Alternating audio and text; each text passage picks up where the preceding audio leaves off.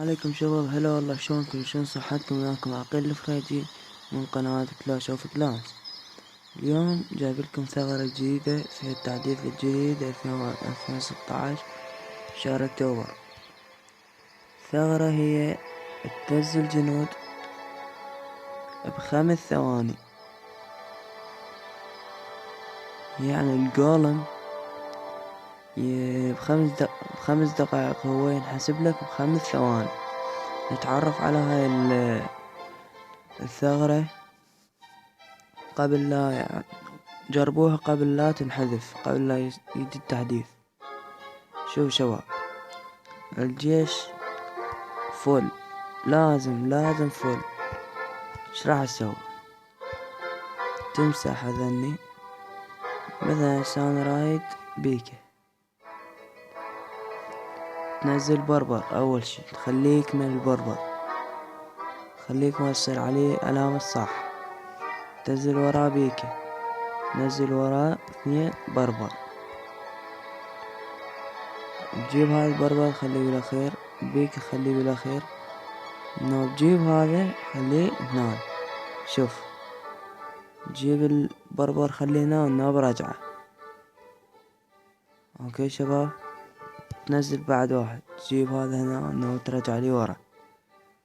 نزل بعد واحد، تجيب هذا هنا وترجع لي ورا. 5 ثواني تنزل. هسه نزلت 3 بيكة.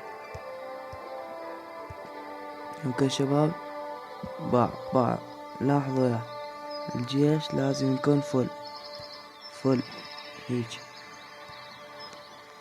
يكمل البربر، تخليه يكمل البربر، تنزل وراه مثلا 3 دقائق. هو شوف راح انزله ب5 ثواني. تنزل وراه بربر، تخليه هنا البربر بالبداية، ترجعه بالاخير. شوف، تخليه بالبداية، ترجعه بالاخير. ثاني، تخليه بالبداية، ترجعه بالاخير. الثالث. اوكي شباب، يعني بلا تسريع ولا جواهر.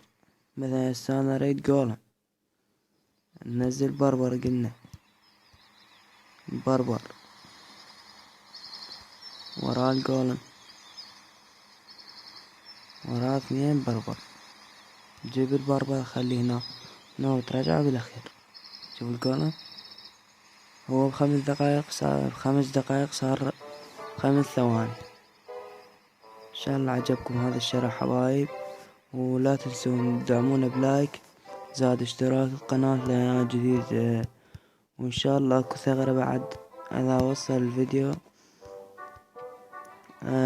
اذا شفت اشتراكات وشفت تفاعل راح انزل الثغرة الجديدة قبل لا يسد. تفاعلوا وياي، ثغرة كلش حلوة جديدة وطبيعية.